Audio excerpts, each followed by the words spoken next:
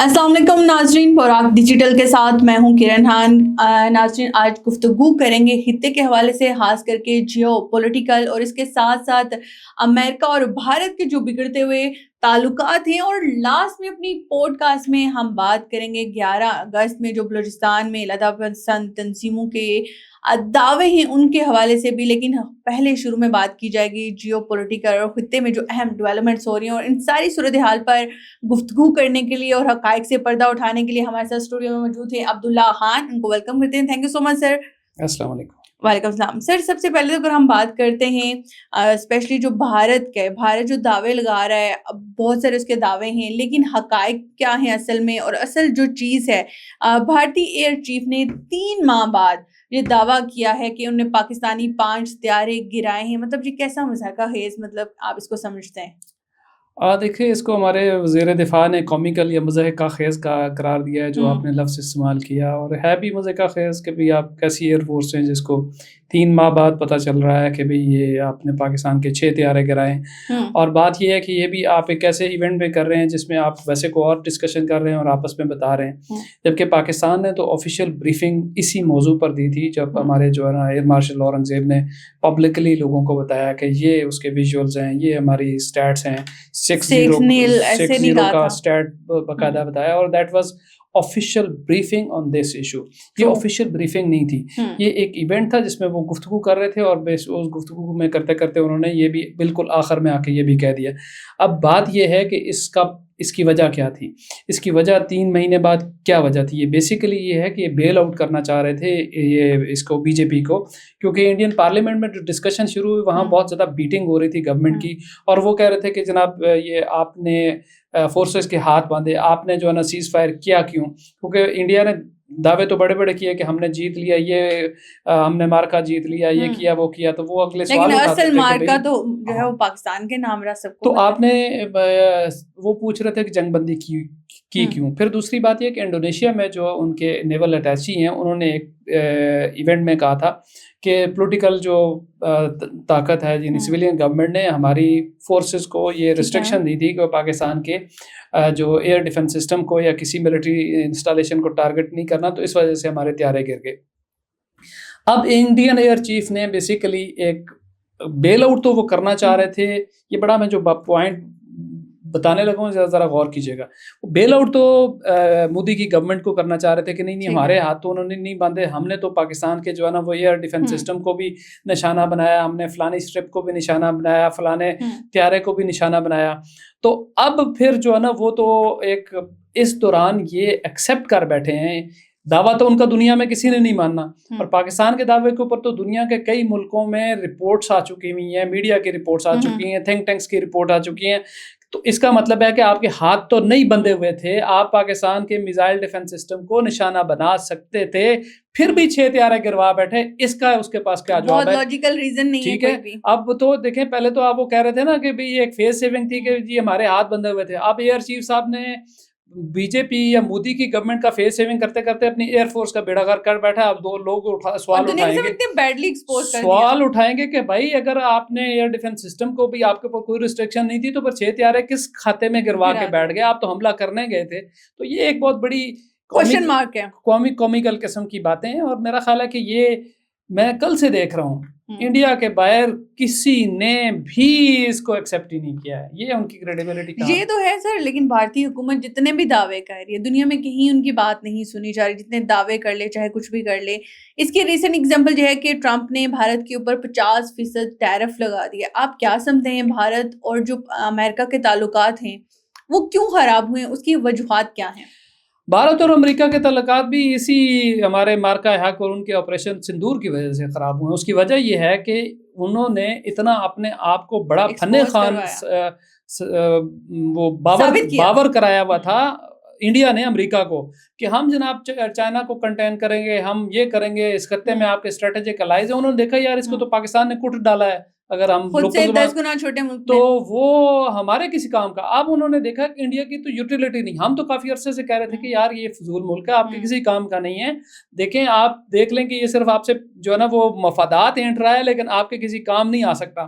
اب انہوں نے دیکھا کہ یار پاکستان نے اپنے بنائے ہوئے سسٹمز ہمارے, یہ اس میں یہ بھی ذہن میں رکھیے گا, بہت سارے لوگ کہتے ہیں کہ چین کی مدد سے نہیں, ہمارے پاس ضرور چائنا کے جہاز تھے, لیکن ہمارے پاس امریکہ کے جہاز بھی تھے, ہمارے پاس اپنے بنائے ہوئے جہاز بھی تھے, اور میزائل تو ہم نے خریدے تھے. انڈیا نے تو فرانس سے خریدا تھا نا, اس کا مطلب نہیں کہ فرانس اور پاکستان کا مقابلہ ہو رہا تھا. اسی طرح چین اور انڈیا کا مقابلہ نہیں ہو رہا تھا. انڈیجنس ہمارا جو سسٹم نیٹ ورک 17 تھا, اس کے ذریعے ہم نے ان کا پورا کمیونیکیشن سسٹم جام کیا اور ان کو ایسے سٹنگ ڈکس بنایا. اب جب امریکہ نے یہ چیزیں دیکھی, انہوں نے کہا یار یہ تو فالتو لوگ ہیں. اب انہوں نے کہا یار ان کی یوٹیلیٹی کوئی نہیں ہے, ہم خام خواہ جو ہے نا ان کو پیسے کھلا رہے ہیں, خام خواہ جو ہے نا وہ یہ انویسٹمنٹ کر رہے ہیں. اچھا, انڈیا اور امریکہ کا جو ٹریڈ بیلنس ہے وہ کس کے حق میں ہے؟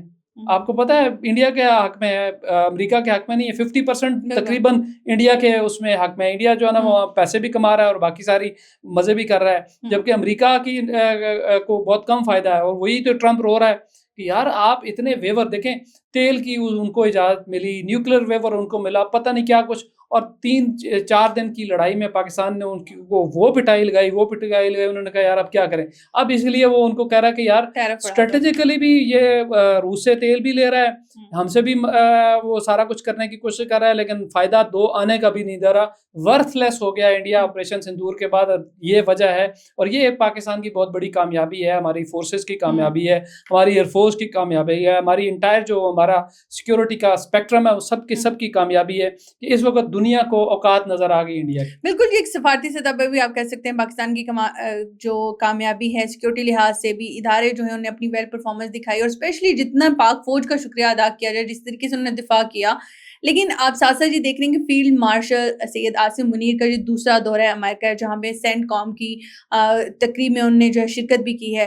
آپ سمجھتے ہیں کہ پاکستان کے خیال میں جو دورہ ہے وہ کتنا مؤثر ثابت ہو سکتا ہے, اسپیشلی اس حالات میں جب بھارت اور امریکہ کے تعلقات آپس میں اچھے نہیں ہیں؟ دیکھیے ایک بہت بڑی ڈیولپمنٹ ہے, اور اس بات پہ انڈیا میں بھی بہت زیادہ لیدے ہو رہی ہے. یہ ایک شارٹ سپین میں آرمی چیف کا دوسرا دورہ امریکہ ہے, اور پہلے دورے میں جو ٹرمپ نے جو ان کو لنچ ہوسٹ کیا وہ بہت بڑی بات ہے. اور یہ پاکستان کی سفارتکاری کی کامیابی کا بہترین نمونہ ہے کہ ایک اسٹریٹجک بیلنس پاکستان نے رکھا ہوا ہے. امریکہ کے ساتھ بھی بہترین تعلقات, چائنا کے ساتھ بھی بہترین تعلقات, اور ہمارے روس کے ساتھ بھی اچھے تعلقات ہیں. تیل تو ہم نے بھی لیا تھا روس سے, تو کیا ہوا؟ بات یہ ہے کہ ہماری فرت ہے, ہم انٹرنیشنلی ہمیشہ ہم چل بھی رہے ہیں, اور ہم نے انٹرنیشنل جو بھی معاملات ہیں, دیکھیں 2 جنگیں ہم نے لڑی افغانستان میں, پہلے روس کے خلاف اور اس کے بعد وار آن ٹیرر میں بھی ہم جو ہے نا فرنٹ لائن اتحادی رہے. دنیا کو پتا ہے کہ پاکستان ایک قابل بھروسہ اتحادی ہے, اور اس نے ہمیشہ اچھا پرفارم کیا ہے, جبکہ انڈیا نے آج تک اپنی پرفارمنس کہیں بھی شو نہیں کی ماسوائے ویسٹ سے پیسے اینٹنے کے. تو ہمارے جو آرمی چیف کا امریکہ میں دورہ بھی, میں انڈیا میں ایک اور آگ لگی ہوئی ہو, کیونکہ انہوں نے کوئی وہاں پہ کسی ڈنر پہ جو پاکستانی ڈائسپورا کے ساتھ بات چیت کی, اس کی کوئی خبریں لیک ہوئی ہیں, اور وہ جو رپورٹڈ ہیں, اگر وہ مبینہ طور پہ انہوں نے انڈیا کو کہا ہے کہ بھی اگر جو ہے نا وہ آپ گڑبڑ کرو گے تو وہاں ایسٹ سے مارنا شروع کریں گے اور ویسٹ کی طرف آئیں گے. ایک بات. دوسرا انہوں نے کہا ہے مبینہ طور پہ, کیونکہ آفیشیلی نہیں ہے یہ جو خبریں باہر آئی, انہوں نے کہا جس پہ آج انڈین فارن منسٹری نے اسٹیٹمنٹ بھی جاری کی, انہوں نے کہا کہ جو ہے نا وہ اگر ہمارے وجود کو خطرہ ہوا تو ہم آدھی دنیا کو ساتھ ہی لے کے چلے جائیں گے. اور وہ انڈیا میں رولا پڑا ہوا ہے کہ امریکی سرزمین پہ کھڑے ہو کے ہمیں ایٹمی دھمکیاں دے رہے ہیں, اور یہ بہت بڑا ان کو وہ برا لگا کہ کیوں کر رہے ہیں, کہ بھائی اگر آپ ہمارے لیے خطرہ بنیں گے تو ہم تو کریں گے. تیسری بات جو رپورٹ ہے, انہوں نے کہا کہ یہ اگر یہ ڈیم بنائیں گے ہم دیکھیں گے 10 میزائل مار کے اڑا دیں گے, میزائلوں کی ہمارے پاس کمی کوئی نہیں ہے. یہ اگر یہ چناب پہ کسی جگہ پہ اگر وہ ڈیم بناتے ہیں, اور وہ بھی کوئی ایسی بات نہیں, ہمارا رائٹ ہے بھائی, آپ اگر ہمارا پانی بالکل, اس میں ایسا ہی ہے. تو یہ ہے کہ اس وقت اللہ کا شکر ہے کہ ہماری گڈی چڑھی ہوئی ہے, اور انڈیا کے برے دن آئے ہوئے ہیں, اور میرا خیال ہے کہ یہ برے دن جو ہے نا مودی کو لے ڈوبیں گے. اب بے شک لگتا ہے ایسے ہی حالات و واقعات اسی طرف جا رہے ہیں جس طرح سے پاکستان ویل بیلنس ہو کے آپ نے گفتگو کی کہ بڑا ایک ہر طرف سے پولیٹیکلی ہم دیکھے جائے, اسٹریٹجیکلی دیکھا جائے, بڑا ویل پلان ہو گیا. ایسا لگ رہا ہے جیسے پراپر پلاننگ کے ساتھ چیزیں چل رہی ہیں. لیکن اچھا بھی ہے پاکستان کے لیے, فیوچر کے لیے بھی. لیکن آخر میں ایک عبداللہ خان صاحب آپ سے سوال کرنا چاہوں گی, بلوچستان کو 11 اگست کو علیحدہ پسند تنظیموں نے یہ دعویٰ کیا ہے کہ وہ آزادی پسند اور آزاد پاکستان بلوچستان کا دعویٰ کیا, لیکن کوئی ویڈیو کوئی تصویر ہمیں سوشل میڈیا پہ نہیں آئی, جبکہ باقی تو ساری چیزیں ان کے ٹویٹس بھی ہو جاتے ہیں, ہر ویڈیو سوشل میڈیا پہ بھی آ جاتی ہے. اس کی وجہ کیا آپ سمجھتے ہیں, یہ صرف دعوے ہی ہیں یا حقیقت میں بھی کچھ ہے؟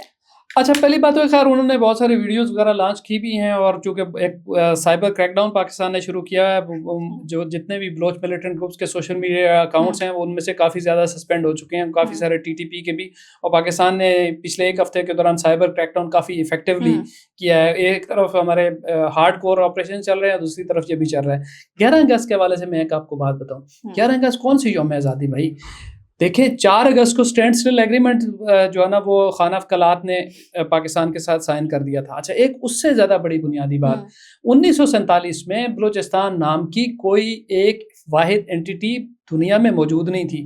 4 یا 5 ڈفرینٹ اینٹیٹیز تھی بلوچستان میں. ایک برٹش بلوچستان تھا جس میں یہ سوئی, یوب اور کوئٹہ اور یہ سارے علاقے آتے تھے, ڈیرہ بگٹی وغیرہ.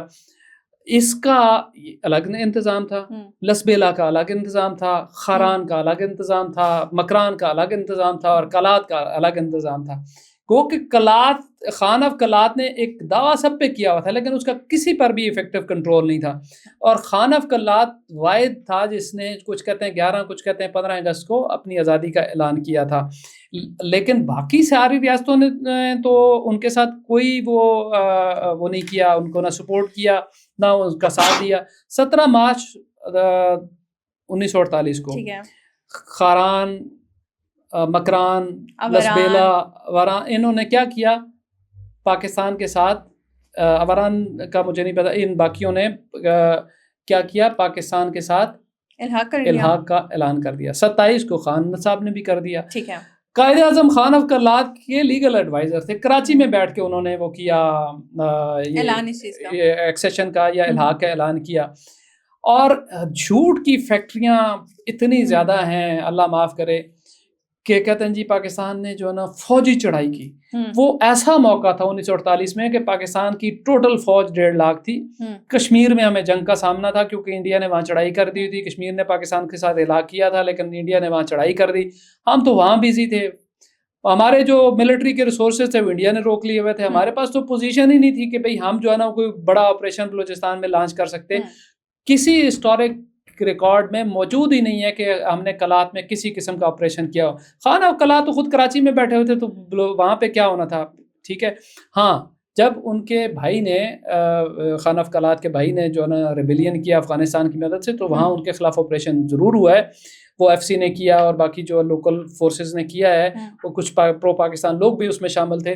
لیکن ایکسیشن سے پہلے میں دعوے سے کہتا ہوں, بلوچ جتنے بھی میرا یہ سن رہے ہیں کہ کوئی آپریشن پاکستان نے نہیں کیا. خان آف کلات نے اپنی ول کے ساتھ اپنی مرضی, اس نے دیکھا یار لسبیلا نے بھی کر دیا ہے, خاران نے, مکران نے بھی کر لیا ہے, تو میں اکیلے کیا ہی کر لوں گا. اور اس سے پہلے پاکستان بننے سے بہت پہلے جو ہے نا یہ جو برٹش بلوچستان ہے, ان لوگوں نے باقاعدہ اس میں الحاق کا اعلان کر چکے ہوئے تھے. یہ تو بہت ہی پہلے کر چکے, غالباً جون میں کر چکے ہوئے تھے.